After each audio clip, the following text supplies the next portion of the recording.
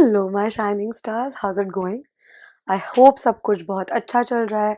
आप लोग अच्छे से पढ़ाई कर रहे हो, अच्छे से अपनी हेल्थ का ध्यान रख रहे हो, और if that is also really really important. आज हम आ गए हैं चैप्टर 7 ऑफ बीएसटी पे, जो कि है directing. But before we begin the chapter, I have something to show you guys. So I've made a website for you all, which is your one-stop platform for everything CBSE. I'm linking it down in the description box below. Please go check it out. So इस पे let me take you through the website once. अगर आप ये जाते जाओगे नीचे, so you can see you can click on subject wise learning, जिसमें आप अपना सब्जेक्ट चूज करोगे. अभी तक सिर्फ बिजनेस स्टडीज अपलोडेड है, बट जैसे जैसे हम और सब्जेक्ट्स अपलोड करेंगे वैसे वैसे और सब भी ऐड होता जाएगा. और आप बिजनेस स्टडीज पे क्लिक करो, उसमें जाओ. Let's say on chapter 1, nature and significance of management. You can scroll through the notes, you can take a quiz. Quiz में आपको पता चल जाएगा आपके कौन से आंसर्स करेक्ट हैं, कौन से नहीं हैं. This way you are able to revise very very quickly. उसके अलावा will also start uploading mock papers so that you can take them and prepare much much better. I hope this brings you a lot of help for your preparation, and please go check it out. And in the meantime, let's begin the chapter 7 BST, directing. Now first we need to understand directing का मतलब होता क्या है. तो आपने ये term 100% सुना है. कब सुना है? याद करने की कोशिश करो. मूवीज के टाइम पे सबसे ज्यादा ना, कि मूवीज डायरेक्ट करना. तो डायरेक्टिंग का मतलब क्या है? डायरेक्टिंग वो फंक्शन ऑफ मैनेजमेंट है जो कंसर्न्ड है with instructing, guiding, inspiring, coaching and leading employees, ताकि वो ऑर्गेनाइजेशनल गोल्स के टुवर्ड काम करना चालू कर सकें और ऑर्गेनाइजेशनल गोल्स अचीव कर सकें. तो वही इन सिंपलर वर्ड, या फिर अगर डायरेक्टिंग को डिफाइन किया जाए, so directing is telling people what to do. मतलब लोगों को बताना कि उन्हें क्या करना है, और ये देखना कि वो अपनी बेस्ट ऑफ देयर एबिलिटी तक वो कर सकें, ताकि ऑर्गेनाइजेशनल गोल्स अचीव हो सकें. सो कैरेक्टरिस्टिक्स ऑफ डायरेक्टिंग क्या क्या हैं? पहला तो है डायरेक्टिंग इनिशिएट्स एक्शन. तो जो सारे अब तक फंक्शंस हुए थे, प्लानिंग, ऑर्गेनाइजिंग, स्टाफिंग, वो बेस सेट करते हैं फॉर एक्शन. कि उसमें आपने प्लान बना लिया, लोग हायर कर लिए, तो ये है बेसिस फॉर एक्शन. पर डायरेक्टिंग इज द प्लेस जहां एक्शन चालू होता है, जहां पे एक्शन इनिशिएट होता है, वो डायरेक्टिंग है. इसमें क्या होता है? बाय गिविंग डायरेक्शंस, तो जो आपके मैनेजर हैं या जो भी आपके सुपीरियर हैं, वो आपको डायरेक्शंस देते हैं, इंस्ट्रक्शंस देते हैं, और ऑर्गेनाइजेशनल गोल्स को अचीव करने के लिए काम इस स्टेप पे स्टार्ट होता है. Second, directing is a continuous function. तो मैनेजमेंट जब कंटिन्यूअस है, तो उसके सारे स्टेप्स इंक्लूडिंग डायरेक्टिंग कंटिन्यूअस है, ऑफ कोर्स. क्योंकि ये तो नहीं है कि भाई मैनेजर ने आपको एक बार रूल समझाए, इंस्ट्रक्शन समझाए, ऑर्डर्स दिए और वो बैठ गए आराम से. नहीं, जब उनके सबऑर्डिनेट्स काम कर रहे हैं, तो मैनेजर को मेक श्योर करना है कि वो कंटिन्यूअसली उन्हें गाइड करते रहें, मोटिवेट करते रहें, सुपरवाइज करते रहें कि काम ठीक से चल तो रहा है ना. तो इसलिए क्योंकि उन्हें ये सब कुछ कंटिन्यूअसली करना पड़ता है, इसलिए हम कह सकते हैं कि directing is a continuous function. Third, directing takes place at every level of management. तो चाहे कोई भी लेवल ऑफ मैनेजमेंट हो, चाहे टॉप मैनेजमेंट हो, मिडिल मैनेजमेंट हो, सुपरवाइजरी मैनेजमेंट हो, सब लेवल्स पे एक कोई सुपीरियर्स होंगे और उनके सबऑर्डिनेट्स होंगे, मतलब उनके अंडर लोग काम करेंगे. तो वही डायरेक्टिंग टेक प्लेस करती है जब भी सुपीरियर और सबऑर्डिनेट रिलेशनशिप एग्जिस्ट करता है, क्योंकि सुपीरियर्स मेक श्योर करेंगे कि उनके सबऑर्डिनेट्स अच्छे से काम कर रहे हैं. तो हर लेवल पे, रिगार्डलेस ऑफ जो भी लेवल ऑफ मैनेजमेंट है, जरूरत है for a manager to supervise, guide, motivate and communicate with their subordinates to get things done, ताकि ऑर्गेनाइजेशनल गोल्स अचीव हो सके. इसलिए हम कह सकते हैं कि directing takes place at every level of management, और directing is pervasive. Next, directing flows from top to bottom. तो of course directing superior to subordinate flow करती है. जो सुपीरियर्स है वो चेक करते हैं कि उनके सबऑर्डिनेट्स ढंग से काम कर रहे हैं, उन्हें मोटिवेट करते हैं, उन्हें सुपरवाइज करते हैं, उन्हें इनकरेज करते हैं, गाइड करते हैं कि काम अच्छे से हो पाए. तो अब हम आ जाते हैं इंपॉर्टेंस ऑफ डायरेक्टिंग फंक्शन पे. तो पहला तो है टू इनिशिएट एक्शन। यही अभी हमने कैरेक्टरिस्टिक्स में भी डिस्कस किया था कि यही वो स्टेप है जहां पे सारा काम चालू होता है, मतलब इनिशिएट होता है। इसलिए इंपॉर्टेंट है क्योंकि यहाँ पे काम स्टार्ट हो रहा है। एग्जाम्पल लेते हैं, जब एक सुपरवाइजर अपने सबऑर्डिनेट को गाइड करेगा कि काम चालू करना और क्लैरिफाई करेगा उनके डाउट्स और उन्हें गाइड करेगा थ्रू द प्रोसेस, तो जो वर्कर हैं वो अपने गोल्स अचीव कर पाएंगे और अपने वर्क टारगेट्स रीच कर पाएंगे। तो यहाँ पे क्योंकि काम चालू हो रहा है इसलिए डायरेक्टिंग का फंक्शन इंपॉर्टेंट है। Second, integrates employees effort. तो जो सारे एम्प्लॉयज हैं उनकी मोटिवेशन टू वर्क, उनका काम करने का तरीका सब कुछ अलग है ना। तो एक अच्छा मैनेजर वो है जो उन सबके एफर्ट्स को इंटीग्रेट कर पाए और उन्हें ये कन्विंस कर पाए कि आप सबके एफर्ट्स, आप सबके individual efforts are important for us to reach our organisational goals, और उन सारे एफर्ट्स को कंबाइन करा पाए for the achievement of these goals. फिर नेक्स्ट है मीन्स ऑफ मोटिवेशन। तो एक अच्छी मैनेजर का काम सिर्फ ये नहीं होता कि वो अपने एम्प्लॉयज को या फिर उनके सबऑर्डिनेट्स को ऑर्डर्स दे, नहीं, एक अच्छी मैनेजर का काम होता है अपने एम्प्लॉयज को मोटिवेट करना और उनके बेस्ट एबिलिटी या बेस्ट पोटेंशियल तक उन्हें रीच करने में हेल्प करना, ताकि वो एम्प्लॉयज अपने बेस्ट पोटेंशियल तक रीच कर पाए। और एक गुड लीडर जो होता है वो हमेशा आइडेंटिफाई करता है अपने एम्प्लॉयज का या अपने सबऑर्डिनेट्स का पोटेंशियल और उस हिसाब से उनसे काम कराते हैं। फोर्थ इंपॉर्टेंस है टू फैसिलिटेट चेंज। तो बिजनेस एनवायरनमेंट बहुत ही ज्यादा डायनामिक होता है, इट्स कंटिन्यूअसली चेंजिंग। तो अगर कोई भी चेंज एकदम से इंट्रोड्यूस होता है तो जो एम्प्लॉयज हैं वो हमेशा it's human tendency to be थोड़ा रेजिस्टेंट टू चेंज, तो वो एकदम से चेंज नहीं करना चाहते हैं।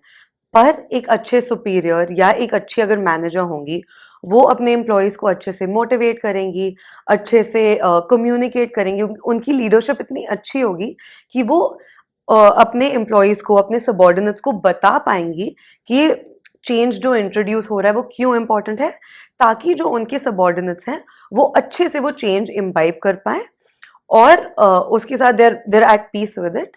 इसलिए डायरेक्टिंग फंक्शन इंपॉर्टेंट है। लास्ट है bring stability and balance in the organisation. तो क्योंकि एक ऑर्गेनाइजेशन में बहुत सारे अलग अलग तरीके के लोग काम करते हैं, बहुत सारे अलग अलग ग्रुप्स होते हैं, एक्टिविटीज होती हैं डिफरेंट डिफरेंट डिपार्टमेंट्स की, तो डायरेक्टिंग फंक्शन है वो मेक श्योर करता है कि इन सारे लोगों के बीच में कोऑर्डिनेशन बनी रहे।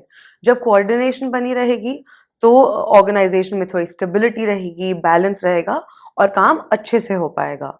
अच्छा, हमारे 4 एलिमेंट्स ऑफ डायरेक्टिंग हैं: supervision, motivation, leadership and communication.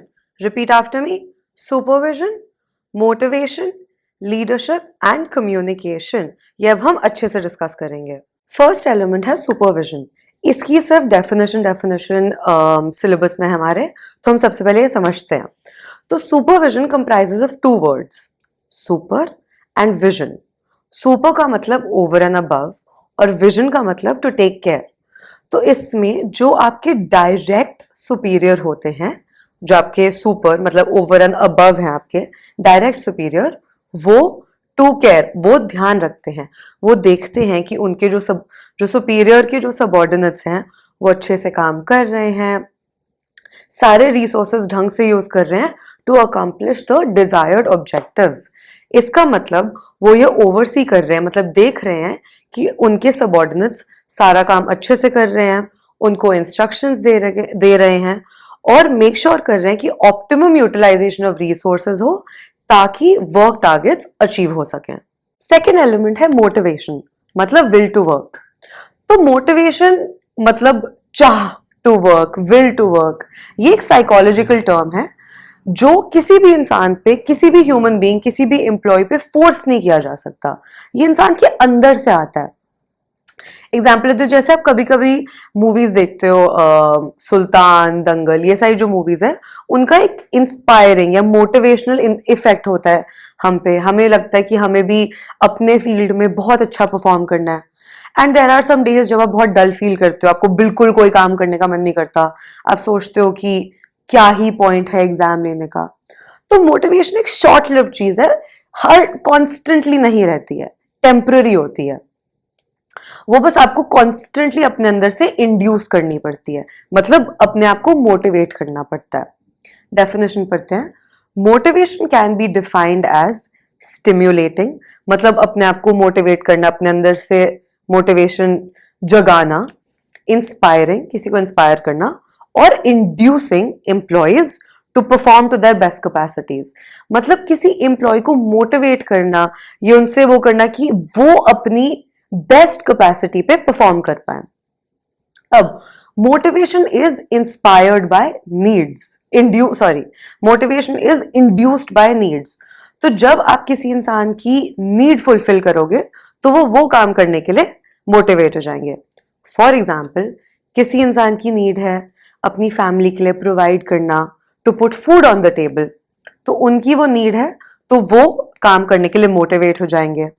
कभी कभी आपके पेरेंट्स आपको मोटिवेट करते हैं, जैसे फॉर एग्जाम्पल आपको PS5 चाहिए, तो आपके पेरेंट्स आपको बोलेंगे ठीक है 90% ले आओ बोर्ड एग्जाम्स में और PS5 मिल जाएगा। तो आपको लग रहा है कि वो आपकी नीड है, तो उसके टुवर्ड काम करने के लिए आप मोटिवेट हो जाओगे कि ठीक है अब मैं 90% के लिए मेहनत करूंगी, राइट। तो ऐसे ऐसे करके मोटिवेट हो सकते हैं लोग, और ये मोटिवेशन इनसाइड से आती है, किसी पे फोर्स नहीं करी जा सकती। और जब इंसान की कोई नीड फुलफिल हो जाती है तो वो उस सेम चीज से मोटिवेट नहीं हो सकते। फॉर एग्जाम्पल, अगर आपको PS5 मिल गया तो अब नेक्स्ट टाइम वो सेम चीज लेने के लिए मोटिवेट थोड़ी हो गए, कोई नई चीज, कुछ उससे बेटर लेने के लिए आप मोटिवेट हो सकते हो। सो 3 इंटर रिलेटेड टर्म्स हैं, जिसमें से पहली है मोटिव। मोटिव होती है वो इनर फीलिंग जो आपको इनेबल करती है, जो आपको एक्टिवेट करती है कि आप किसी स्पेसिफिक गोल के टुवर्ड्स काम करो या अपना बिहेवियर एक स्पेसिफिक वे करो। ये नीड बेस्ड होती है, आपको किसी चीज की नीड है तो वो आपका मोटिव है कि आप अपने गोल के टुवर्ड्स काम करो। ऐसे कुछ मोटिव्स हो सकते हैं, हंगर, थर्स्ट, सिक्योरिटी एक्सेट्रा। जैसे आपको अपनी प्यास बुझानी है, वो आपका मोटिव है, तो उसके लिए आप पानी ढूंढोगे। आपको बहुत भूख लगी है तो खाना ढूंढना मोटिव है, तो उसके लिए आप जाओगे, you'll earn money so that you can quench your thirst, प्यास के केस में या फिर भूख के केस में आप खाना ढूंढ सको। सेकंड है मोटिवेशन।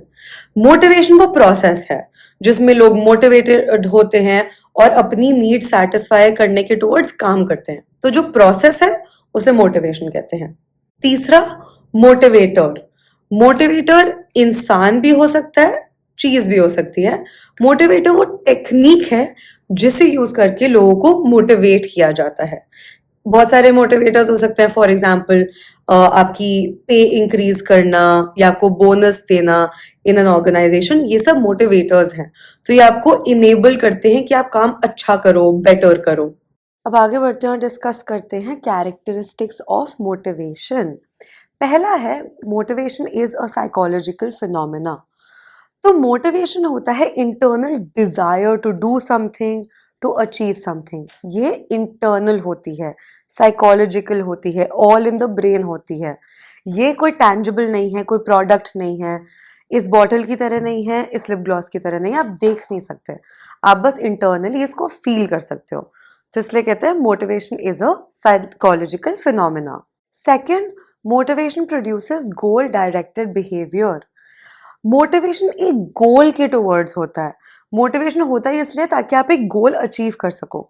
जैसे आप में मोटिवेशन होगा to achieve 95% in your board exams, तो वो आपका गोल के टुवर्ड्स आप काम करोगे टू गेट समथिंग। थर्ड है, motivation can be either positive और नेगेटिव।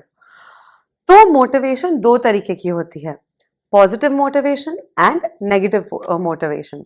पॉजिटिव मोटिवेशन तो होती है कि आप पॉजिटिव रिवॉर्ड्स ऑफर करो, जैसे कि आपके पेरेंट्स ने आपको बोला कि अगर आपके 98% मार्क्स आए बोर्ड्स में तो आपको PS5 गिफ्ट कर देंगे, तो यू आर पॉजिटिव रीइंफोर्समेंट कि हाँ अगर आपने ये किया तो हम आपको ये देंगे, ये अच्छी चीज आपको प्रोवाइड करी जाएगी।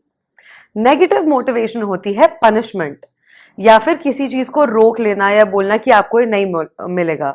जैसे आपको बोला गया कि अगर आपके लेट्स से 95% मार्क्स नहीं आए बोर्ड्स में तो सारी पार्टीज जाना बंद, फोन ले लिया जाएगा, दोस्तों से मिलना बंद कर दिया जाएगा। ये सब है कि आपको जो चाहिए वो आपसे छीन लिया जाए, तो यह है नेगेटिव मोटिवेशन। इसमें पनिशमेंट होती है ताकि एक इंसान डर जाए, डर से और खौफ से they act a certain way. चौथी, motivation is a complex process. तो जो ह्यूमन बींग्स होते हैं वो काफी कॉम्प्लेक्स होते हैं। हर ह्यूमन बींग की नीड डिफरेंट होती है, तो क्योंकि उनकी नीड डिफरेंट है तो उन्हें मोटिवेट करने का तरीका भी डिफरेंट होगा। तो ये समझना कि उन्हें कैसे मोटिवेट करना है या एक स्ट्रैटेजी उनको कितना मोटिवेट कर रही है, ये बहुत मुश्किल है समझना। जैसे कि फॉर एग्जाम्पल किसी आपने मोटिवेशनल स्पीकर को सुना या कोई अच्छी मोटिवेशनल मूवी देखी, आप कितना इन्फ्लुएंस हो रहे हो, आप कितना मोटिवेट हो रहे हो सकता है आप इतना सारा मोटिवेट हो जाओ, हो सकता है आपके फ्रेंड्स इतना सही मोटिवेट हो। कुछ लोग किसी चीज से ज्यादा मोटिवेट हो सकते हैं, कुछ लोग किसी चीज से कम मोटिवेट हो सकते हैं। कुछ लोग पे पॉजिटिव मोटिवेशन चलती है, कुछ लोग पे नेगेटिव मोटिवेशन चलती है।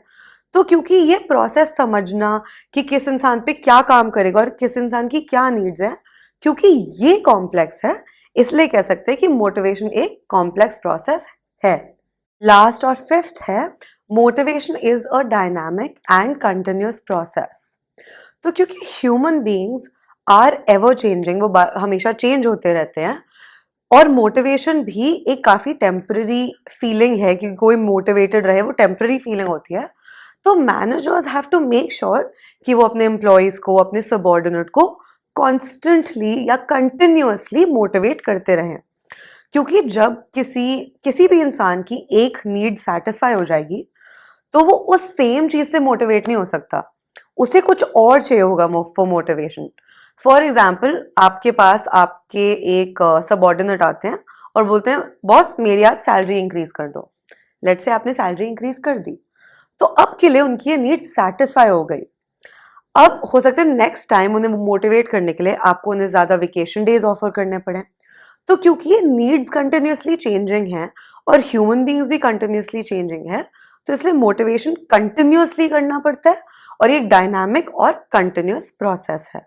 अब आ गए हैं मेरे favourite topic of the chapter, actually all of BST में मेरा ये फेवरेट टॉपिक है, Maslow's need hierarchy theory of motivation.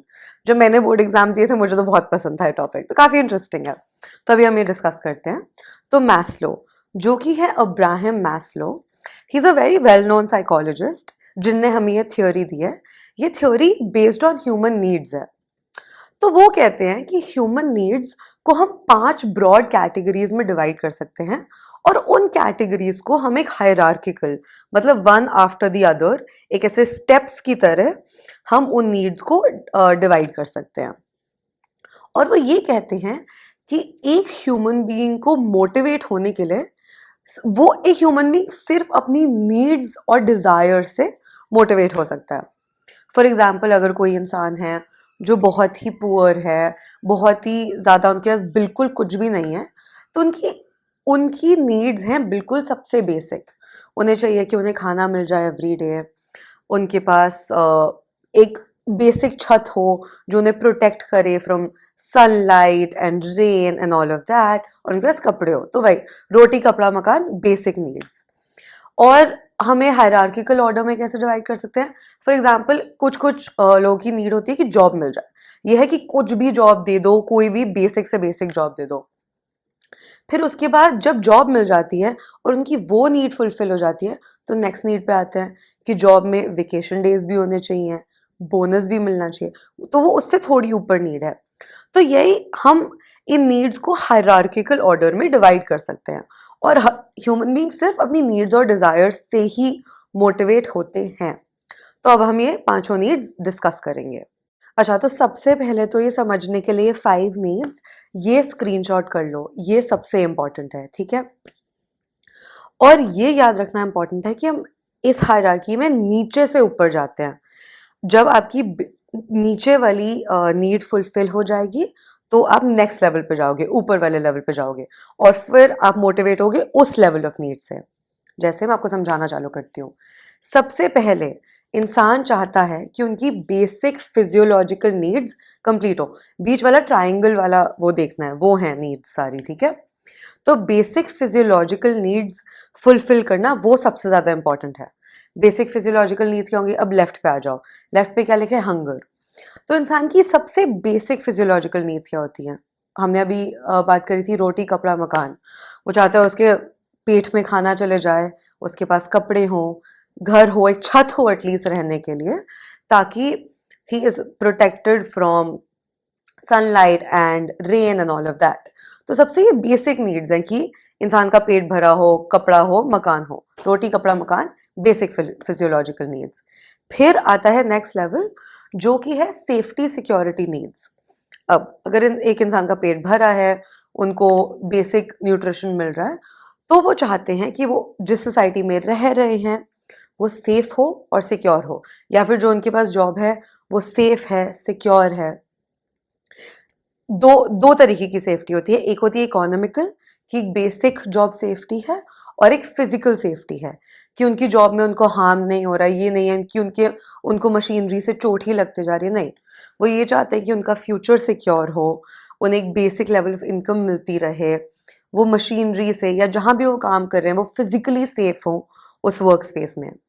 तो ये आती है हमारी सेकंड लेवल नीड है, सेफ्टी एंड सिक्योरिटी। फिर आ जाते हैं हम थर्ड पे, जो कि है बिलोंगिंगनेस या फिर अफिलिएशन नीड्स।